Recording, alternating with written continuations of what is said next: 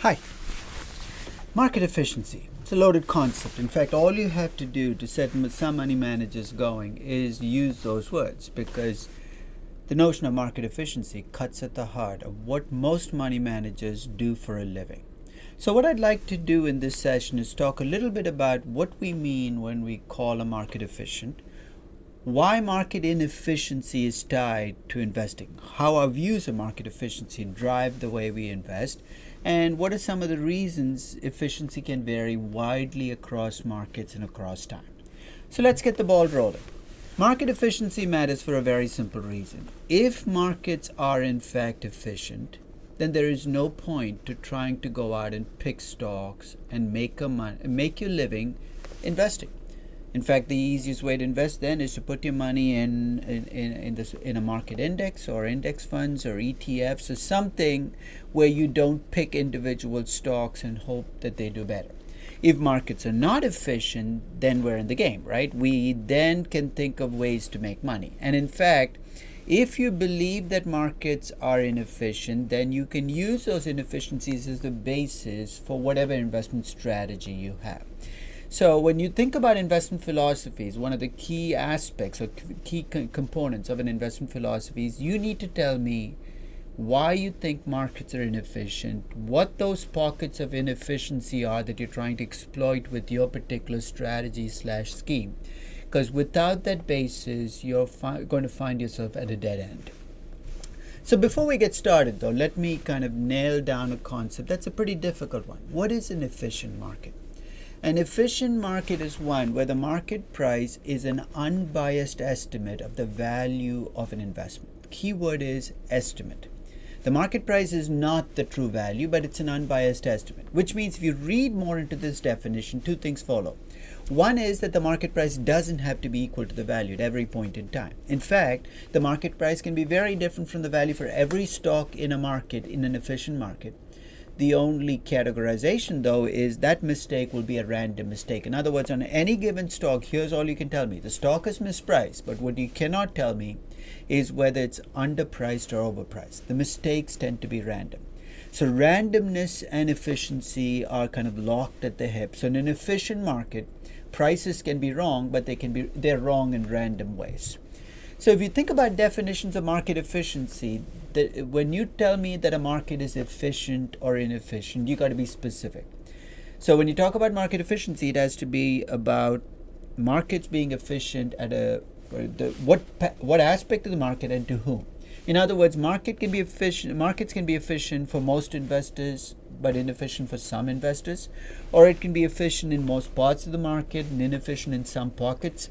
So the key with market efficiency is not to make a blanket statement about all markets.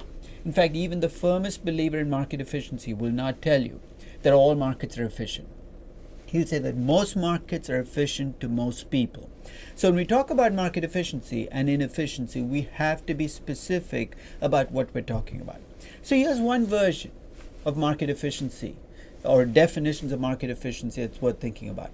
You can define market efficiency as a function of the information that you think is impounded into prices. Gene Farmer, who wrote one of the most famous papers on this topic 35 years ago, delineated 3 levels of market efficiency.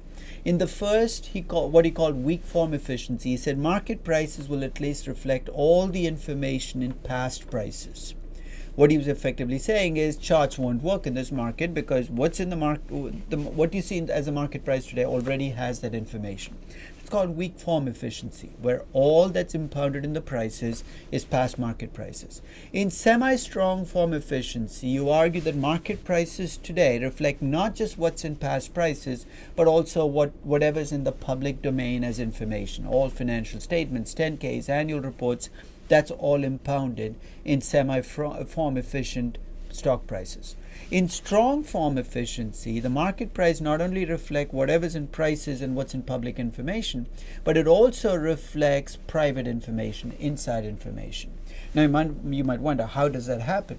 Well, people trade. If insiders trade based on information, they can push up the price. So you have weak form, semi-strong form, strong form. And it's actually very interesting because depending on which form of efficiency you believe exists, you can decide on an investment strategy or philosophy. So if you feel that markets are weak form inefficient, they don't even reflect what's in past prices, you might use charts. If you feel they're semi-strong form inefficient, you might not use charts, but you might use 10Ks, annual reports, do fundamental analysis. If you believe that markets are strong, semi-strong form efficient, but not strong form efficient, then you're going to go seeking out private information. Hopefully you'll do it legally, but how you define efficiency is going to drive how you go about searching for information in the first place. Now, here are the implications of an efficient market. If markets are truly efficient, no group of investors should be able to consistently beat the market over long periods with a common investment strategy. Notice how many qualifiers I've added there. You have to be able to consistently beat the market, not just beat in 1 year or two. It can't be just that there are a group of investors who've beaten the market for 20 years, but that group has to share something in common. Start thinking about whether such a group exists. And if markets are efficient, here are some of the things you can say about active investment strategies. Because in an efficient market, there's only a 50-50 shot of finding an undervalued, overvalued stock, any expenses you incur in equity research is going to be wasted. So basically what you're going to find in an efficient market is an active investor is going to earn whatever the return on the index is minus the transactions cost. In an efficient market, a strategy of investing, of diversification across randomly diversifying or buying an index is going to beat a strategy of actively seeking out and finding the cheapest stocks, because in an efficient market, there's no point to doing the latter. So the costs kind of get in the way. And finally, in an efficient market, a strategy of minimizing trading is going to do better than a strategy that goes for more trading, because trading begets nothing here other than transactions costs. So you can already see that if we lived in an efficient market, most active investing would become pointless, or all active investing would become pointless. What market efficiency does not imply, though, it does not imply that stock prices cannot be different from value. In fact, an efficient market doesn't have to price stocks perfectly. It can price them very imperfectly. It's, as I said earlier in the session, it's that those imperfections are completely random. Second, it does not imply that no investor will beat the market in any period. Of course, half of all investors will beat the market every period. It's almost by definition. And it doesn't even imply that no group of investors will beat the market over the long term. And here's why. If you start with 10 million investors playing in the market, just pure luck, at the end of 30 years, you're going to find a handful of those investors will have beaten the market 30 years in a row. Not because they were geniuses, but because they got incredibly lucky.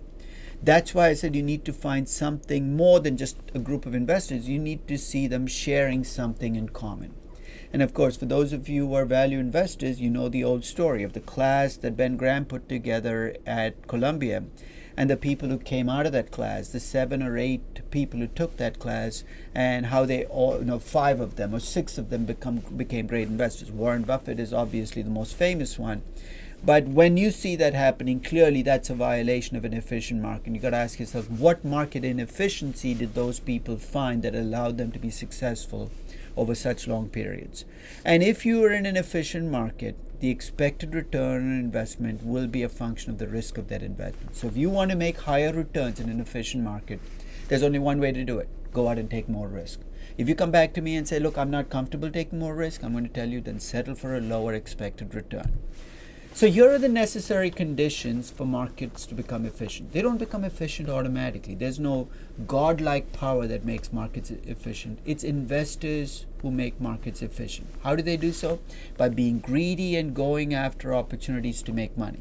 So in fact, here's the contradiction we have to deal with. For markets to be efficient, investors have to believe it's inefficient. In other words, they have to think they can find bargains and in the process drive out those bargains. So here are the conditions for a market inefficiency to be eliminated. First, if there is a market inefficiency, for it to be eliminated, you need to be able to trade the asset.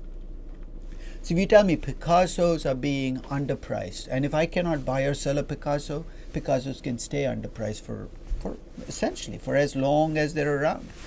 And secondly, the transactions costs of trading the asset have to be small enough for me to try to exploit the inefficiency.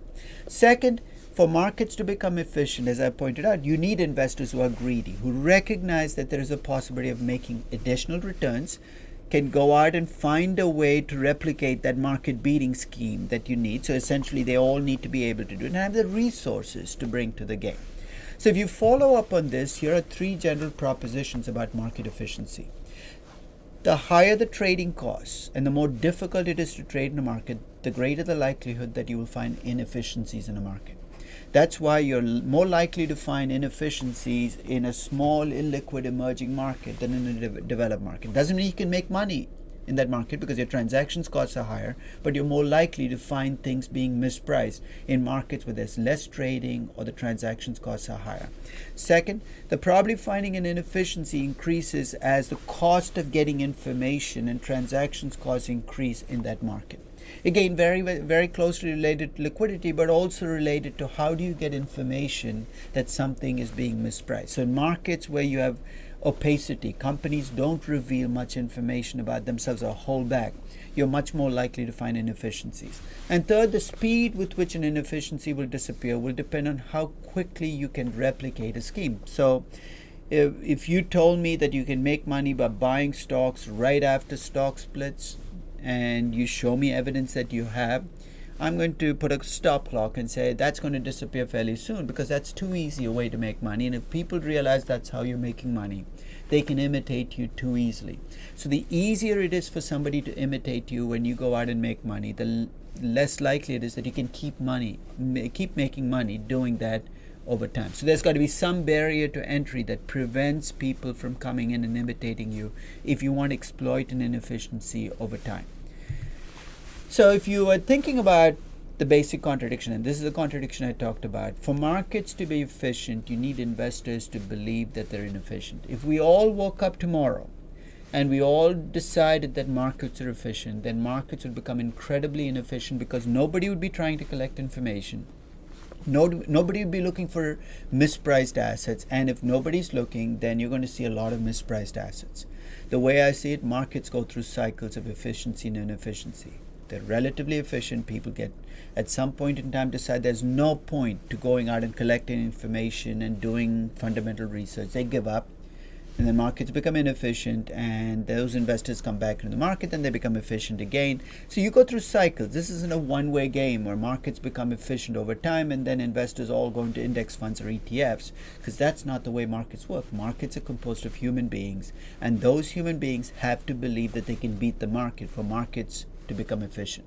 That is the ultimate contradiction.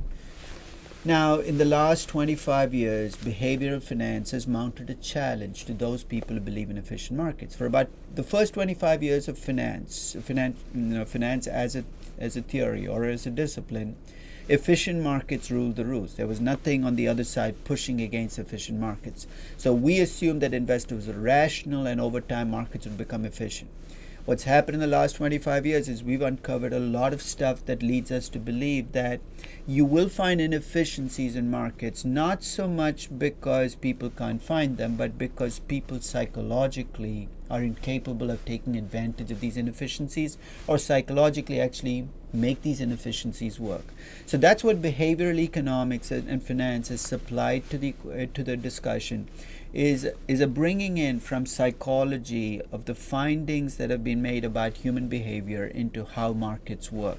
So one way to think about almost every active investment philosophy is you're building off some behavioral finding on how human beings behave or misbehave, how rationality works, how irrational investors are in the face of certain circumstances.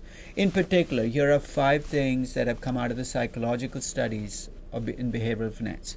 First, we've discovered that people are very, very, very driven by anchors. In other words, what you do is often driven by what you start with. So if you start off with a presumption that a number is 13, you're far more likely to come up with a number closer to 13. So how you anchor your beliefs can affect your value. Second, as human beings, we love stories. In other words, I can show you all the numbers I want, but if I can tell you a powerful story, I can get you to buy an overvalued stock or sell an undervalued stock. Third, as human beings, we're capable of being overconfident. We think we know things we don't. We think our intuition is leading us right down the right path. And in fact, there's a whole area of behavioral finance called mental accounting that records how many misconceptions we take as the truth when we start making our decisions. We're also guilty of hindsight bias, which is after the fact we always act like we knew what the right thing to do was. All of those things contaminate our investing. There's also a lot of herd behavior, which is built into human nature, that we tend to go where everybody else is going. If everybody else is buying, we tend to buy. If everybody else is selling, we tend to sell. And finally, there's an unwillingness to admit mistakes, which is once you make a mistake, you tend to let it lie rather than bring it out to the surface. You're saying, this is terrible. Don't be so quick to judge, because these are the irrationalities that you're trying to take advantage of in your investment philosophy. So what you're looking for are these irrationalities driving people to do crazy things, irrational things, push the price away from the value, and hopefully you're a little more rational than everybody else. That's all you can hope for. You can't be supremely rational. You're not a computer. A little more rational, you can come in and take advantage of these irrationalities. In fact, as a closing to this section, I want to point to three things that behavioral economists have discovered drive investing. The first is the notion of loss aversion. What is that? Let me give you a very simple choice. Would you rather take a certain profit of $250,000 or an uncertain profit of $200,000? Let's say they're mutually exclusive. Would you like a certain profit, guaranteed profit of $250,000, or an uncertain profit of $200,000? Sounds like a stupid choice, right? You're saying, well, if there's uncertainty, why would I take the lesser amount? You're going to take the certain gain over the uncertain gain. Now let me change the question for you. Would you take a certain loss of $200,000 or an uncertain loss of $250,000? It should be the same. If we're symmetric in the way we think about risk, we should take the certain loss over the uncertain loss, right? But psychologists have discovered that we consistently pick the larger uncertain loss over a certain loss. That's called loss aversion. There's also what's called the house money effect, which is basically we're much more cavalier about taking risks with somebody else's money than our own. And that actually plays out in trading rooms, where you see traders investing other people's money and often taking crazy risks because their incentive system is tied to the upside and somebody else is going to bear the downside. And finally, there's what's called the break-even effect, which is investors who have lost money, rather than become more risk-averse, become less risk-averse. They actually often become risk-seeking because they want to get back to break-even. Anybody who's been around a casino long enough knows this phenomenon. You lose money, you feel this urge to get it back. From the perspective of rationality, we know that we shouldn't be doing these things, but as human beings, we're kind of drawn to them. And again, the objective in investing is not to get immersed into behavioral finance, but to use behavioral finance as a way of building up your investment philosophy. So in summary, market efficiency is a loaded concept. Markets, if they're truly efficient, rule out active investing. But here the contradiction is, if we all believe markets were efficient, then markets would not be efficient. I personally believe that most markets are efficient to most people at most times. But I also believe there are pockets of inefficiency that are created partly by trading costs, partly by information prompts, and partly by behavioral factors. And it's our job in investing, our job being as investors, to try to take advantage of those pockets of inefficiency. That's about it. Thank you very much.